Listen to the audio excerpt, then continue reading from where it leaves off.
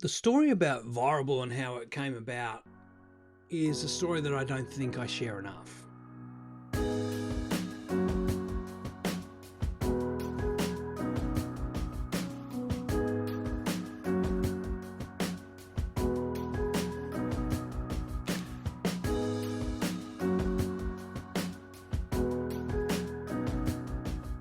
But when I do get the chance to share it, it is one of those stories that I get the greatest physical responses from people. They lean forward to make sure they're taking in every detail. They put their phones down. Or sometimes they just shake their heads. And I sense it's because they think I've done something that seems impossible to them. And when I watch people react like that in a really physical way, it blows my mind because I know that that's their brain recognizing the fact that they need to allow time and space to consume what they're hearing because they consider it to be valuable. So I'm going to share the Virable origin story for the first time with you. And to do that, we have to rewind all the way back to 2009. When I was still working as an investigative journalist for a leading TV network in Australia. And as a primetime journalist, I had access to endless resources, million-dollar technologies, experienced editors, producers, cameras. Basically, I had the lot. And my job was to produce 4 to 6 minutes of video that attracted the most amount of viewers that I could. Back then, that number was somewhere around 800,000 viewers a night. At the same time that was going on, the internet and video started to merge together. And social media platforms like YouTube started showing up.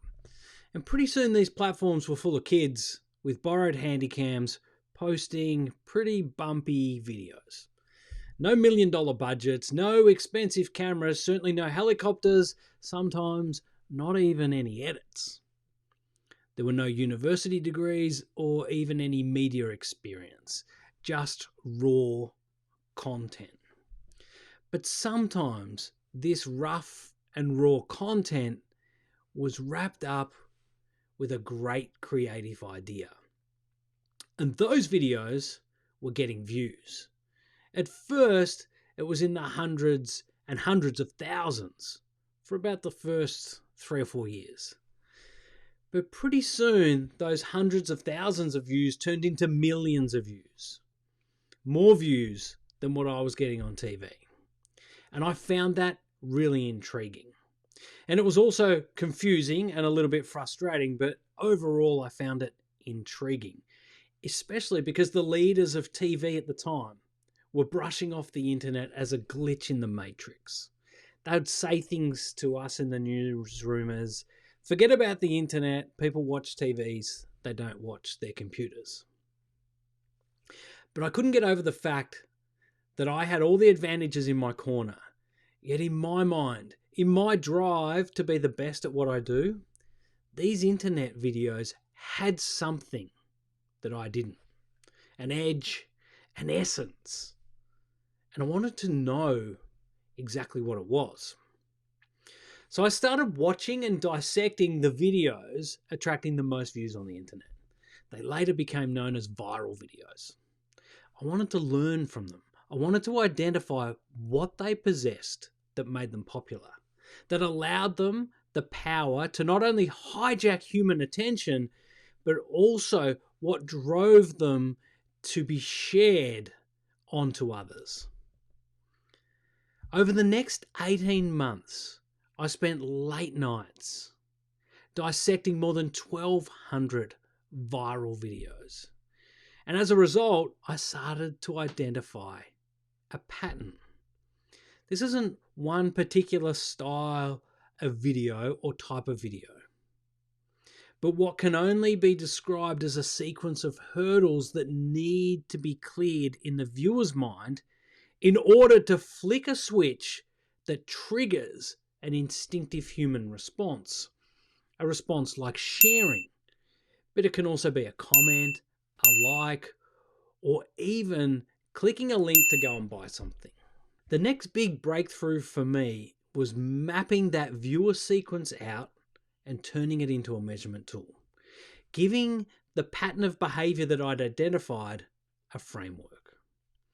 I was inspired by how supermarkets do their market research for their own brand products. We all think the own brand is the cheap and nasty stuff. But before a supermarket puts their name to an own brand product, they test it. And they test it rigorously against the best. In Melbourne, in the basement of the head office building of Coles, there's a testing facility. They control the lighting, the temperature, everything about this space is controlled. Potential customers are brought in and seated at cubicles. They turn the lights in the room to red to remove any colour bias, and through little slots, they're served products, things like bowls of cereal. And over the course of an hour, participants are served bowls of different recipes of the same type of cereal. And the participant's job is to score each bowl on things like taste and texture. It's a mixture of new own brand recipe products against the biggest selling brands that the supermarket also hosts.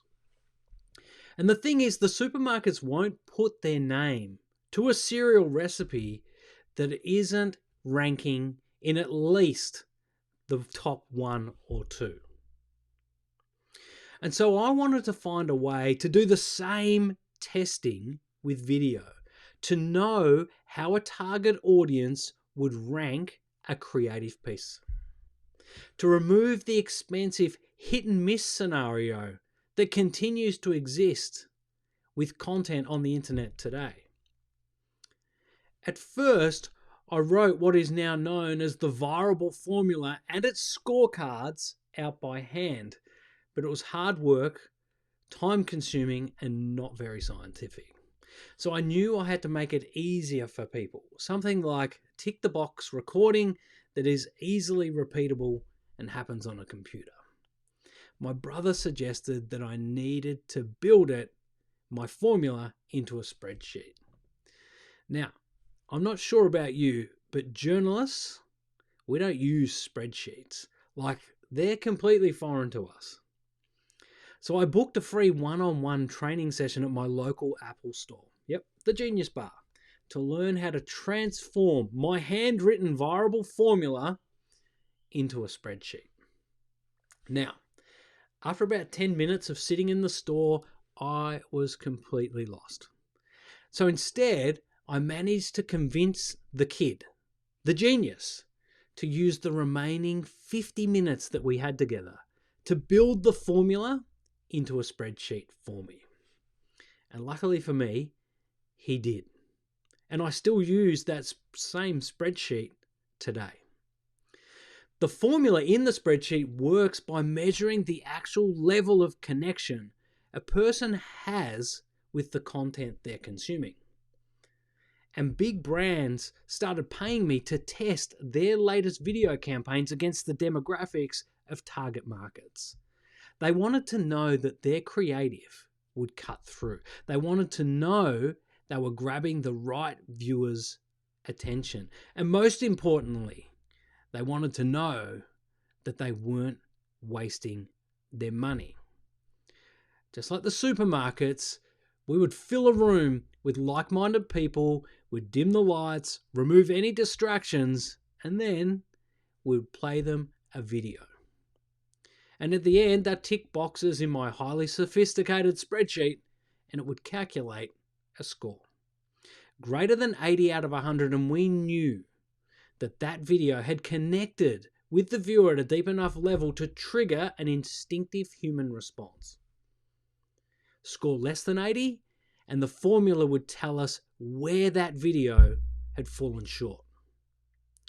And this was the great business idea that launched Virable. But it was limited to big brands with big budgets. And as a disruptor at heart, I felt the need to help level the playing field so that big spending brands and big budgets didn't always win. My original thoughts were they already have TV and radio, let the little guys have the internet. And it's where I still am sort of right now. Except my goal at the moment, or my goal right now driving me, is to help as many people as I can to be heard regardless of their experience, camera quality, or budget. To help anyone in any business at any level to cut through the noise like the kids with dodgy handycams in the early days of YouTube. It's meant taking the Virable Formula and reverse engineering it, bringing clarity to what is actually pretty complex brain science, and providing a viable pathway to reaching as many people as possible. And serendipitously, I suppose, sharing it out. I call it the Virable Formula, and it's responsible for millions and millions of views. I know that it's also helped businesses make millions of dollars, and I know that it can help your business too.